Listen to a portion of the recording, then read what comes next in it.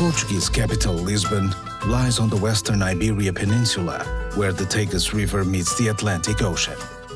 Settled almost 3,000 years ago, the city predates Rome, Paris, and London by centuries and possesses an epic narrative to match.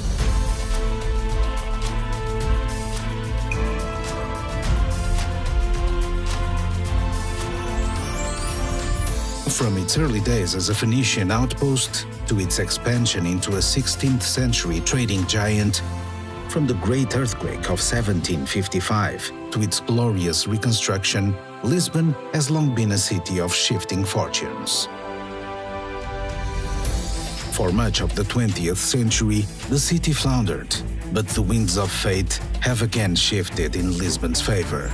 No longer a place of faded glory, 21st century Lisbon is again a place of possibilities. This is a city whose journey has forever been tied to the sea. So it's not surprising that many of her most important landmarks can be found along the waterfront.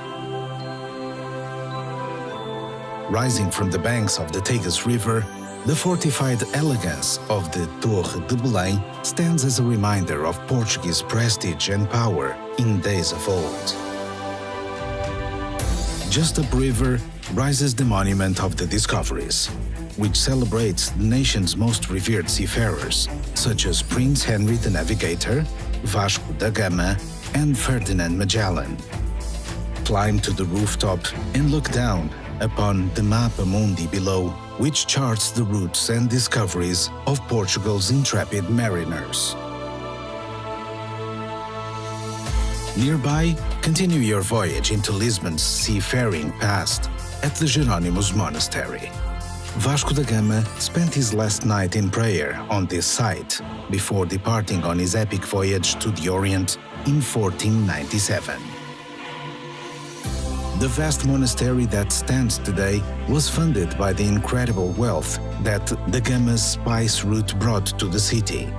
This vast monastery complex is also home to the city's Maritime Museum, which preserves relics from Portugal's golden age of sail.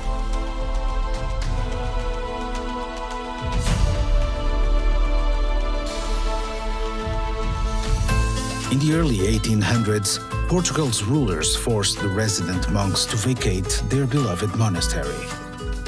Destitute, the monks sold a prized possession, their secret egg tart recipe. 5 generations later, the neighboring Belém patisserie serves over 20,000 pastéis de nata to sweet-toothed devotees each day. And the recipe remains a guarded secret to this day.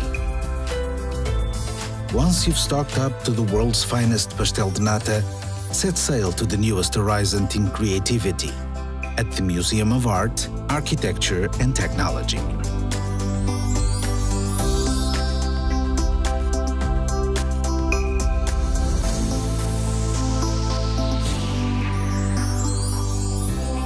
Further upriver, the Portuguese love of the sea continues at the city's acclaimed Oceanário, where hundreds of species glide by in a celebration of a global ocean.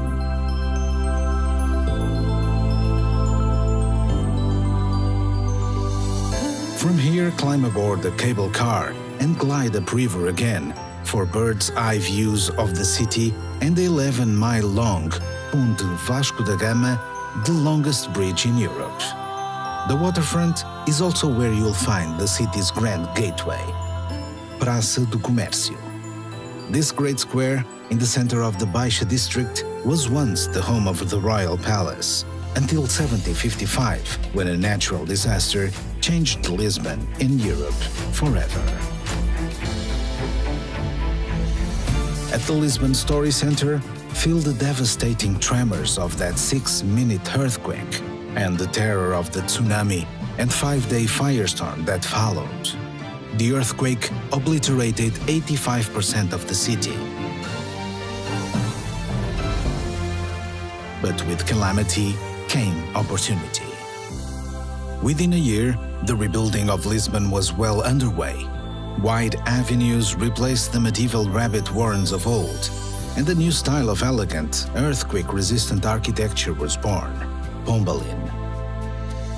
The earthquake also shook the city free from the religious dogma of old, and from its cracks came the fresh new shoots of the Enlightenment. Pass beneath the triumphal arch, crowned with a figure of glory, valor, and genius, a tribute to the city's swift reconstruction. Then, simply drift down Rua Augusta and into another of Lisbon's great squares, de Rossio. If Praça do Comércio is the city's gateway, de Rossio is its heart. Since the Middle Ages, Lisbon's citizens have gathered here for pool fighting and celebrations. Today, it's the perfect place to relax by the cool of its fountains and on the waves of its patterned pavement. Lisbon belongs to that club of great cities, which are defined by 7 hills. So, wherever you roam, eventually you will find yourself going up to take in the views. Luckily, Lisboetas have come up with some innovative solutions to save their legs on hot summer days. From the lower town, ride the Elevador de Santa Justa to the Bairro Alto district. Here, you will find the Convento do Carmo, whose unrestored arches bear testament to the devastation which befell the city in 1755.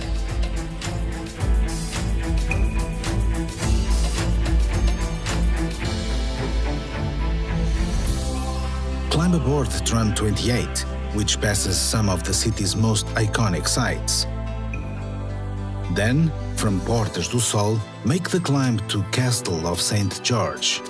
From high on the battlements of this 11th century Moorish citadel, the red-tiled roofs of Lisbon spread out before you, stepping down to the lower town and the blue Tagus beyond.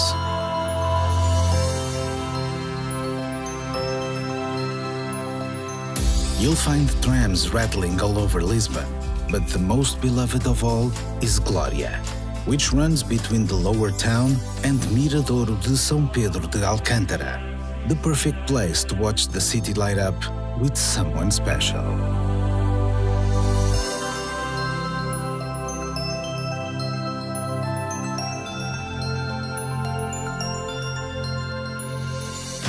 Although the great earthquake reduced much of Lisbon to rubble and ash, the ancient suburb of Alfama was spared. Lose yourself amid the ancient cobblestones and steps, where cafes, bars, and artisan shops have taken residence in the dock workers' homes of old. Yet, the area still retains its village atmosphere, especially during the midsummer festivals, when over 50 street parties pop up all over the city.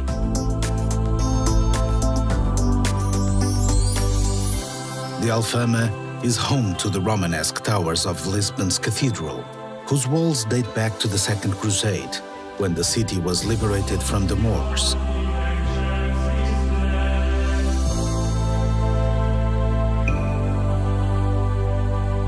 If the stones of Alfama could sing, then surely it would be the bittersweet lament of the Fado. At the Fado Museum, discover the traditional song of Portugal, which originated in the bars and laneways of the Alfama. Then, as the sun gets low, join locals in a Fado bar and listen as professional and up-and-coming fadistas sing the heart-rending stories of the working class and the sea.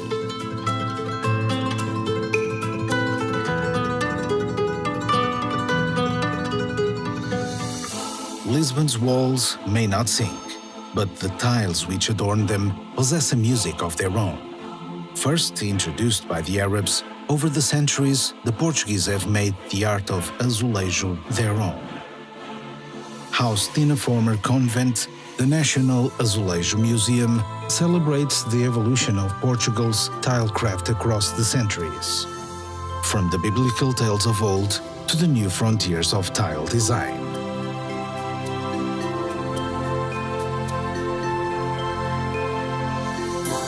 You'll find azulejo at every turn in Lisbon, from the practical to the purely decorative.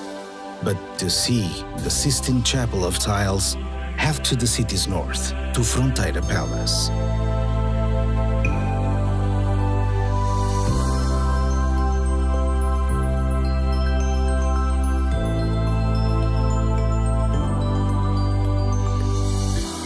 Just to the east, at the Calouste Gulbenkian Museum, you'll find another of the world's great collections. The museum's 6,000 art treasures represent a lifetime of acquisitions by the oil magnate Gulbenkian. Lisbon's love of creativity isn't just confined to her galleries. You'll find it amid urban renewal projects like the LX Factory, which has breathed new life into the city's fabric factories, which fell silent long ago.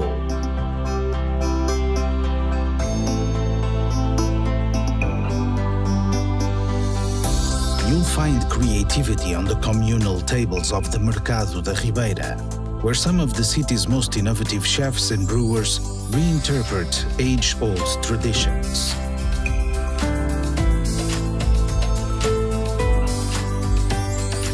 Lisbon has always been a city of discovery, so when you're ready to explore a little further afield, you'll find no end of adventure.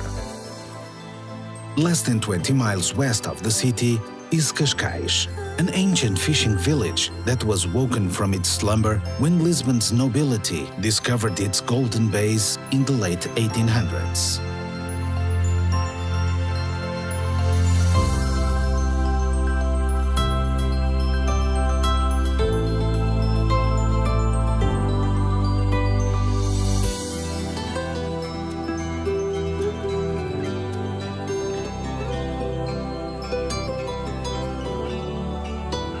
Another playground for Portugal's monarchs was Sintra, the home of the Summer Palace.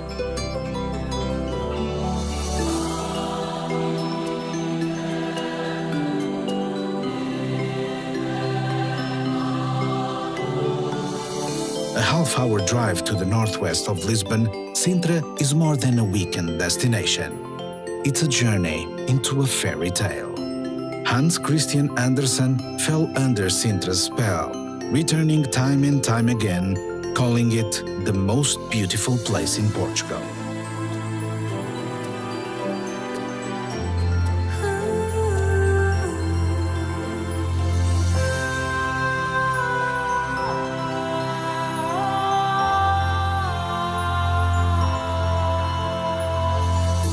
From Sintra, it's just a short drive to the incredible coastline of the Sintra-Cascais Natural Park.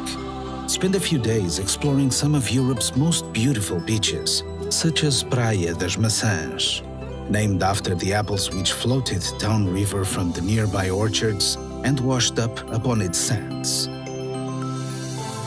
From here, venture southward and explore the remote beaches of Adraga and Ursa, where the Atlantic waves have carved a dramatic coastline straight from Homer's Odyssey.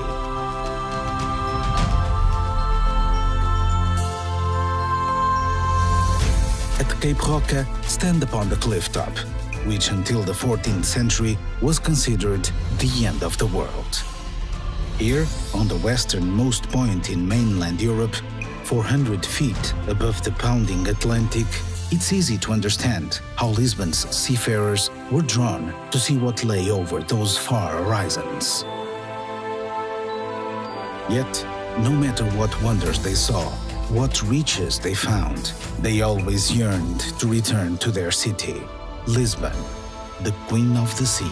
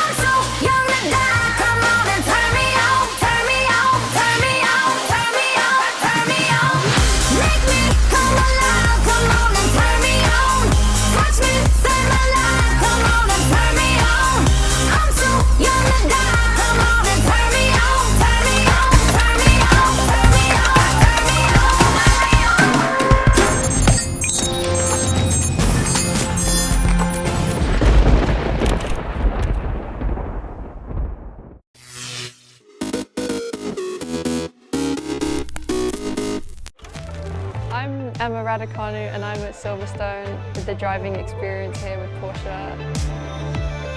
Okay, I'm ready.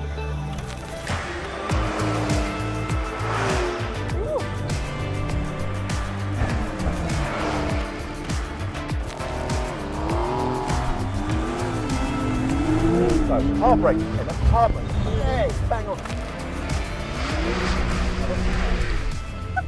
Yeah.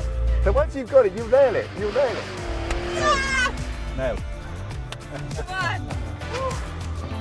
So how'd it go with Graham? It went well. I learned the basics. I hope you're in good hands. Let's do it. This is how it's supposed to feel. What about if you drive me? It would be like in slow motion. Okay. Uh-oh. That was wide. I went a bit wide then, I was out. On the brakes now. I've got a bit of a sweat on here. No, me too. Honestly, I was like, that's a workout. Well, I tell you what. What did you think? Very handy, yes? I found the track really good. I mean, it was a lot of fun for me and I was loving it. Literally faster, better.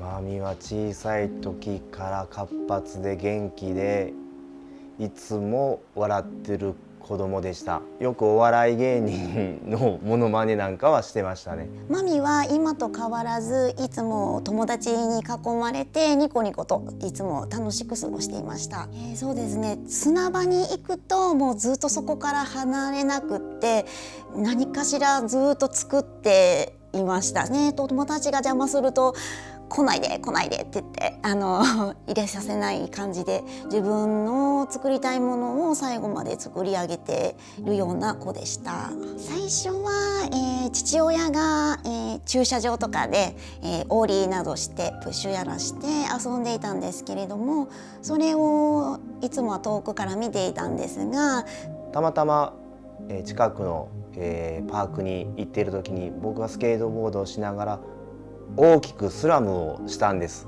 で僕のデッキがコロコロと流れていって僕があいたたと寝転んでる時にその流れていったデッキを拾ってプッシュをキラキラ笑いながらやり始めて、ああスケートボードそろそろしたいんだなって思います。それが多分3歳ぐらいだったと思うんですけど、おそらくもうマミの運命だと思います。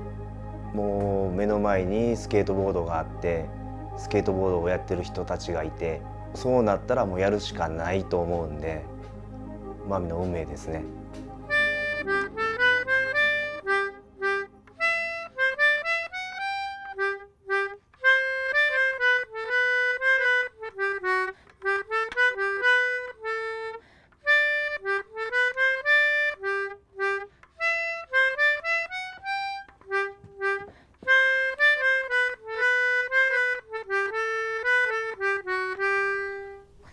I got into the transition skating because my home skate park has a lot of like transition setup.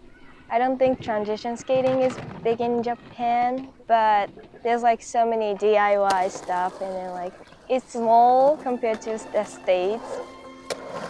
The first time I met Mommy was at the exposure contest and she was skating the AM division and I just remember she like really stood out from all the girls. I think over COVID you could see like Mommy skating went from like really good to like next level. It's so cool skating with Mommy, like she's such a fun person to be around. It's fun especially just because like she's so like easygoing and she'll like try like really gnarly stuff and I don't know, it's just like fun to be around. It's definitely inspiring. Like when I'm around her, I want to push myself to be better. I like doing both, but competition is like kind of stressful for me because I don't know, I like to see everyone at the contest, but filming part is like more fun for me. Filming part is like, it doesn't have to be like really hard, tricky trick, but like you can see the style and like progress of the skating. I think that's important. We were at this ditch in Long Beach and she was like trying to do this wall ride with us and like going for it, and then she slammed harder than seriously I've ever seen her slam, just trying to drop in on this bank and just full scorpion to her face and just got up laughing, classic Mommy, you know, and then she got the trick after and it was just like that determination that she had and like just willing to take a slam and like battle it out, like to me was like special, you know, and I could tell like that if that's how she was, like she's only gonna get gnarlier, gnarlier, gnarlier, you know, and I think she has the right people in Japan guiding her and like skating the right kind of stuff to where it's almost like helped her like skating these rough DIYs her whole life and all the stuff in Japan. It's like when she went and skated a pool for the first time, it was like Tristan Rennie, who's one of the best pool skaters ever, was like, well, in one day you're the best girl pool skater I've ever seen. But it's like she'd been like skating all this stuff in Japan and having the right people guide her and take her to these spots, and I think all that, like her community in Japan, her community here, has like made her this special skateboarder that I think like anyone could relate to, street skater or bowl skater. You know, you can't like deny how good she looks on a board and is having fun while doing it all. 今日はカリフォルニアに来ています。これからマミの夢が叶うイベントに向かおうと思っています。自分を信じてずっと続けてきた娘がこうプロになるって認められたことが、本当に素晴らしいし、もう尊敬します。はい、よかったねって思います。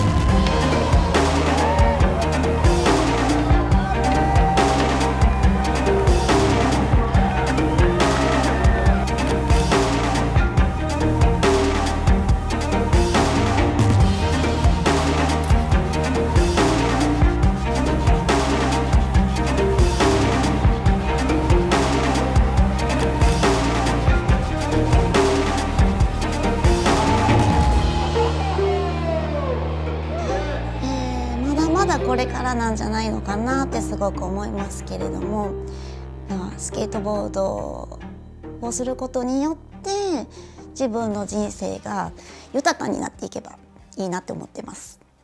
I used to watch all the Keystone stuff, yeah, and then I grew up watching Grosso's Love Letters. All those videos inspires me a lot, and then Lizzie, she's one of the really good my friend, but she does a lot to women's skateboarding, and I want to be like Lizzie. Like I want to inspire all the girl skaters and young people. Do what you love, and then don't scare to be yourself.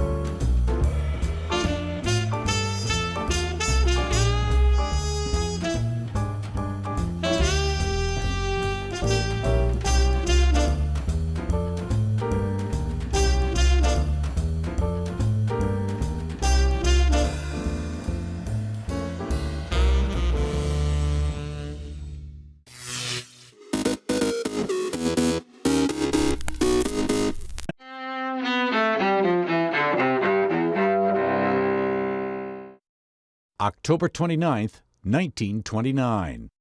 On Wall Street, Black Tuesday descends upon the New York Stock Exchange. Stock prices collapse amid panic selling, wiping out thousands of investors as America's Great Depression begins. 2004.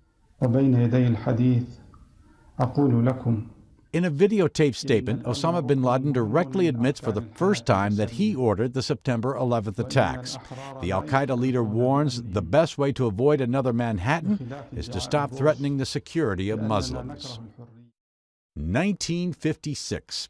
During the Suez Canal crisis, Israel invades Egypt's Sinai Peninsula.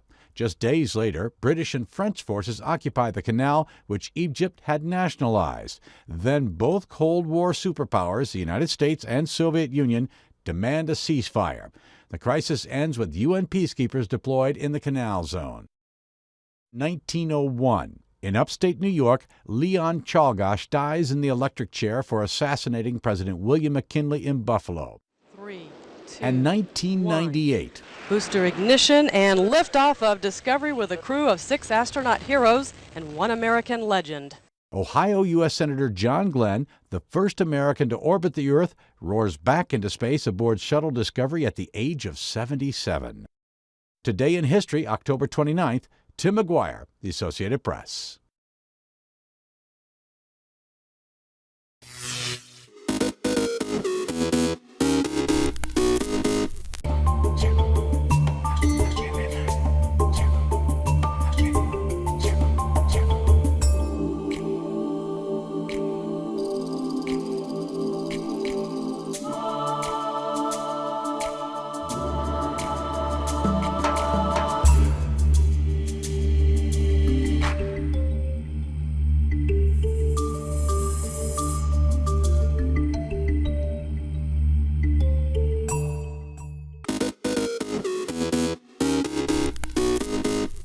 Welcome back in our studio, and in today's news,